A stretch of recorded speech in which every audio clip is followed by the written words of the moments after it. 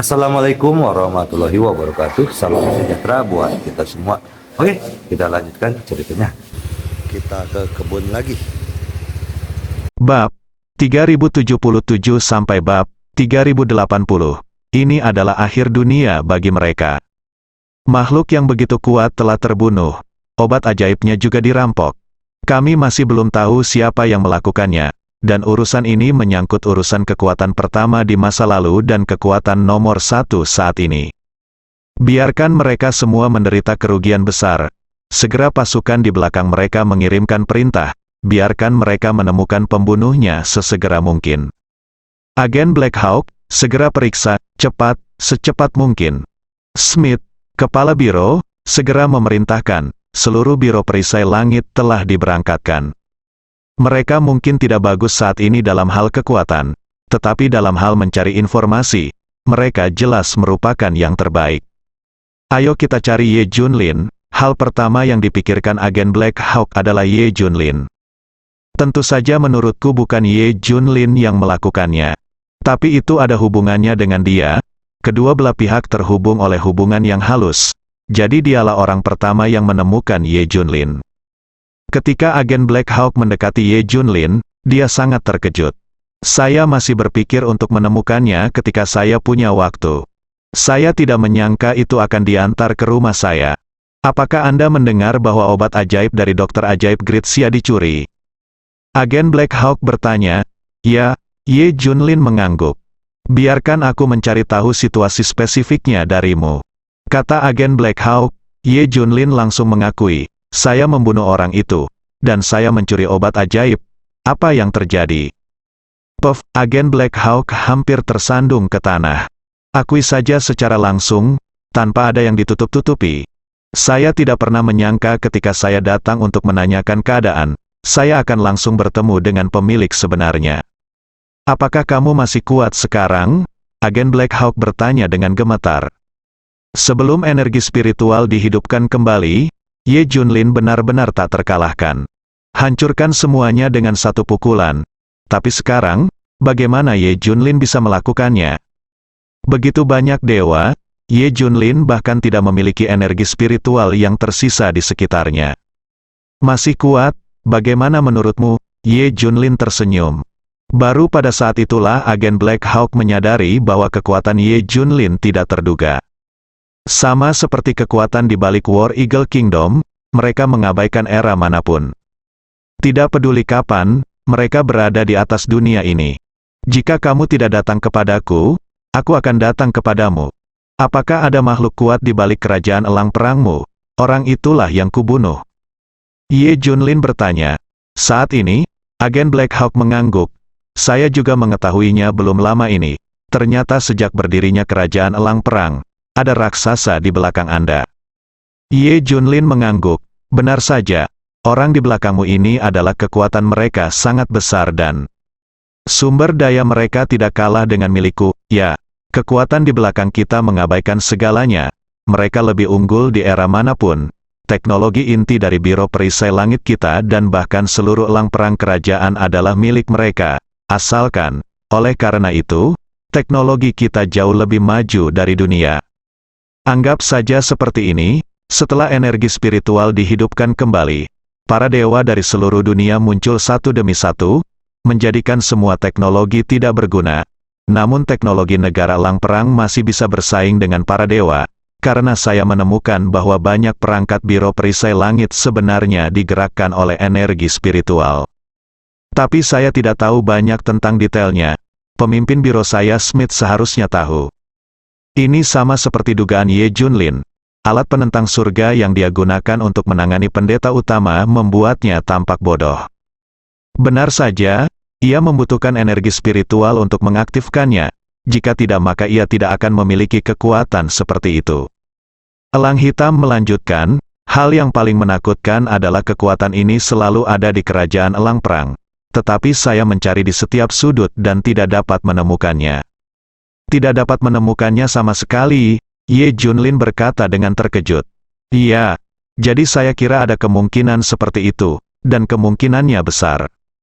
Setelah mendengar apa yang dikatakan agen Black Hawk, Ye Junlin langsung bertanya, Apa yang mungkin? Mereka memang berada di kerajaan elang perang. Tapi kita tidak bisa memasuki wilayah mereka, mereka seharusnya memiliki dunia kecil mereka sendiri. Mereka sangat kuat, perangkat yang mereka berikan kepada Biro Perisai Langit dapat mengubah segalanya di area tersebut, dan bahkan membuat seluruh kerajaan elang perang terlindungi dari serbuan badai energi spiritual. Maka mungkin saja tempat mereka sendiri menjadi dunia yang terisolasi dan mandiri. Agen elang hitam mengajukan teori dunia kecil ini, dan Ye Junlin bukan hanya tidak berpikir begitu, tidak konyol, cukup benar. Yang paling disukai, faktanya, kekuatan ini berada di dalam kerajaan elang perang. Tetapi mereka telah menggunakan beberapa perangkat atau metode khusus untuk mengubah wilayah mereka menjadi dunia mandiri yang tidak dapat ditemukan atau dimasuki orang lain. Dalam istilah awam, mereka menggunakan perangkat untuk mengubah medan magnet di dekatnya, gravitasi, dan faktor lainnya. Kalaupun Anda menemukan tempat ini, Anda akan tersesat karena adanya perubahan berbagai elemen seperti medan magnet, medan gravitasi, jika Anda berkelana dalam waktu yang lama, Anda sebenarnya berdiri diam dan tidak dapat menemukan tempat ini sama sekali. Atau Anda bisa langsung mengubah faktor-faktor tersebut sehingga Anda bisa berjalan di tepi dunia mandiri ini dan tidak bisa menemukan dunia mandiri ini sama sekali, apalagi memasukinya. Mereka memiliki kemampuan yang luar biasa, dan akan terlalu mudah untuk menyembunyikan dunia kecil tempat mereka tinggal. Ini dapat dengan mudah memberi Anda ilusi bahwa Anda telah melewati area ini. Namun nyatanya, Anda berjalan mengitari tepian dan tidak menyentuh area ini sama sekali. Anda melewati tempat lain, bukan dugaan. Tapi itulah masalahnya, itu terlalu mudah bagi mereka. Sangat mudah untuk menciptakan dunia kecil. Ye Junlin memikirkan kata-kata Daxia, seperti divisi penindas iblis dan rumah Tianxi. Ada makhluk dengan kekuatan supernatural yang besar di sini. Mereka menciptakan sebuah area yang membuat orang luar tidak bisa datang dan menemukannya, karena itu terlalu mudah. Dunia kecil terdengar luar biasa bagi orang lain, tetapi bagi orang seperti Ye Junlin yang mungkin mengetahui prinsipnya, itu semudah memotong melon dan sayuran. Misalnya, mereka sudah lama mencari divisi penindas iblis. Masih belum ada petunjuk. Sekarang lihatlah pengingat ini. Ada kemungkinan besar divisi Zenmo memiliki dunia kecilnya sendiri, dan pihak lain tidak dapat mendekati atau menemukan area ini. Bahkan jika Anda masuk secara tidak sengaja, Anda akan dilewati dan tidak dapat ditemukan sama sekali. Ngomong-ngomong, aku juga mendengar bahwa mereka bisa menghilangkan racun putrimu, tapi mereka tidak akan mengambil tindakan, tidak ada gunanya meski kamu memohon pada mereka, kamu tidak punya syarat untuk membuat mereka terkesan, apa yang kamu punya. Mereka punya, apa yang kamu tidak punya, mereka punya lebih banyak lagi. Kata agen Black Hawk, setelah mendengar beritanya, Ye Junlin terlihat tenang. Kekuatan ini sangat menakutkan, jadi wajar jika ia mampu melakukan detoksifikasi. Untungnya, Junjun telah membuka setengah dari racunnya sekarang. Segera setelah kunci rahasia dibuka, racun akan terdetoksifikasi sepenuhnya. Jika tidak, Ye Junlin pasti akan menjadi gila setelah mengetahui berita ini. Dia bahkan menghubungi pasukan ini dan meminta mereka mengambil tindakan demi putrinya. Tapi sekarang dia tenang. Oke, aku tahu sebagian besarnya. Ye Junlin tersenyum. Hal ini membuat agen Black Hawk berbeda lagi. Ye Junlin masih berada di level teratas. Adapun rahasianya, dia belum berani menceritakannya. Masih sama. Hal ini kemungkinan akan menjadi kartu truf baginya untuk menyelamatkan nyawanya, yang hanya bisa digunakan pada saat-saat kritis. Saya pikir akan memakan waktu lama untuk menemukan pembunuhnya. Saya tidak berharap untuk mengetahuinya segera setelah saya keluar. Tapi Ye Junlin tidak bisa berkata apa-apa, jadi dia hanya bisa menundanya sementara. Yang menjadi masalah Ye Junlin sekarang bukanlah keracunan Junjun, tapi siapa dalang di balik Yan Zhangsheng. Mengapa menargetkan diri sendiri? Bahkan Tian Shen Shuai bertanya-tanya tentang masalah ini. Siapa ini? Dia tidak dapat membayangkan sekelompok orang seperti itu. Baik untuk memperkuat Daxia maupun mengincar Ye Junlin. Ini tidak masuk akal. Mungkinkah Tian Shen Shuai tiba-tiba menyadari sesuatu? Tiba-tiba aku berkeringat dingin. Tapi seharusnya tidak demikian, bukan? Kebencian apa yang mereka miliki terhadap Ye Junlin? Dia tidak bisa memikirkannya. Marsekal Tians juga bingung. Tetapi ketika dia melihat penampilan ayahnya, dia tidak bisa tidak bertanya, "Apa yang kamu pikirkan? Kamu tahu klan Baolong? Mereka menjaga rahasia, kan?" Marsekal Tians bertanya jalan. Marsekal Tians terkejut dan segera mengangguk, "Saya tahu." Masing-masing dari mereka menjaga sebagian dari rahasia ini, dan kombinasi beberapa pembuluh darah adalah rahasia lengkapnya.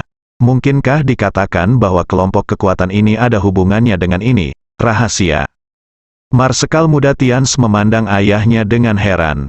"Yah, aku tidak bisa memikirkan orang lain, seharusnya dia." Aku mendengar penegasan ayahku. Marsekal Tians semakin bingung. Meskipun saya tidak tahu apa rahasianya, sepertinya itu tidak ada hubungannya dengan Ye Junlin, kan? Iya, ini yang membuat saya bingung juga. Saya masih harus menyelidikinya. Selidiki. Kata Tian Sensuai, Ye Junlin tentu saja tidak akan memikirkan siapa orang itu. Sekarang dia hanya meminta orang-orang untuk menyelidiki identitas dokter ajaib Tian Zhangsheng. Namun ada juga kabar baik dari Ning Jinye. Dia sedang mencari seseorang yang bisa membuka kunci rahasia. Saya yakin akan ada berita segera. Kemungkinan terbukanya kunci rahasia masih sangat tinggi. Tentu saja, Ye Junlin tidak akan menaruh harapannya pada pengobatan ajaib. Dia terus mencari opsi lain. Bahkan jika Junjun mendetoksifikasi setengah dari racunnya, semakin cepat detoksifikasi dilakukan, semakin baik. Tidak boleh ada penundaan. Tapi sekarang masih sulit. Perintah hadiah sama sekali tidak berguna. Banyak kekuatan memblokirnya, dan tidak ada yang berani berbisnis dengan Ye Junlin.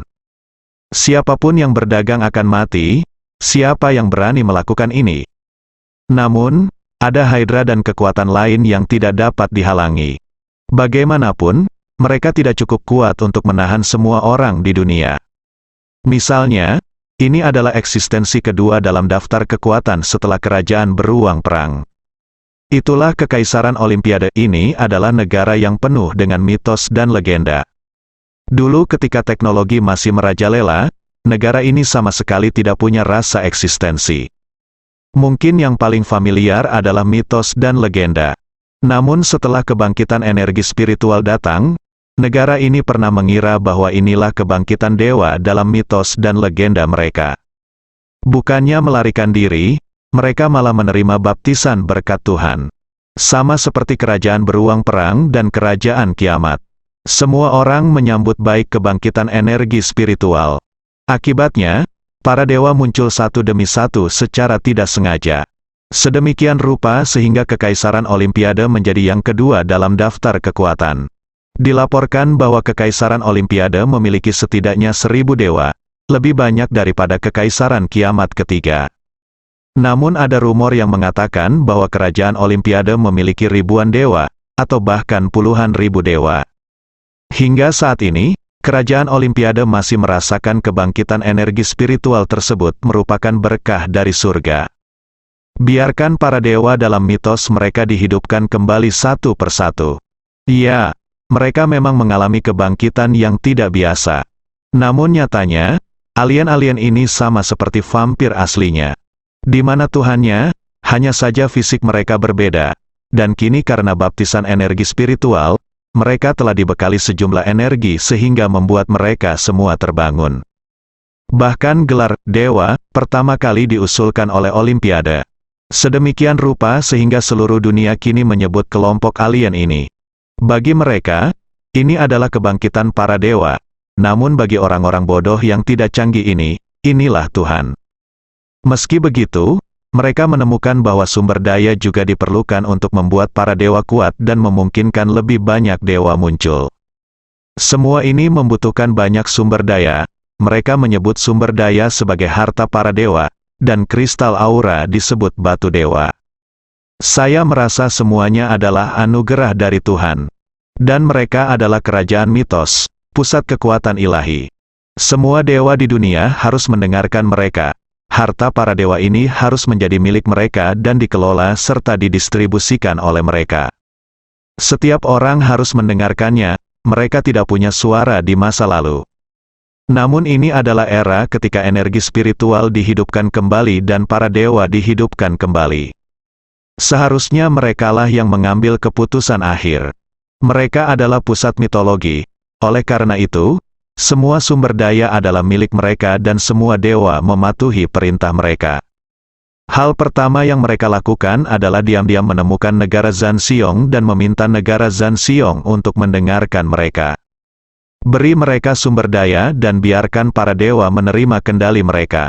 Pada akhirnya, bagaimana negara Zanxiong bisa setuju? Saya bahkan berpikir orang-orang ini sakit jiwa. Setiap orang memiliki pertanyaan di kepala mereka. Tanpa mengucapkan sepatah kata pun, dia membunuh semua orang yang datang. Mengklaim jika mereka berani datang lagi, mereka semua akan musnah. Kerajaan beruang perang memang kuat, dan ada lebih banyak dewa daripada mereka. Semua orang takut akan hal ini, meskipun semua orang di kerajaan Olimpiade sakit, mereka juga takut mati.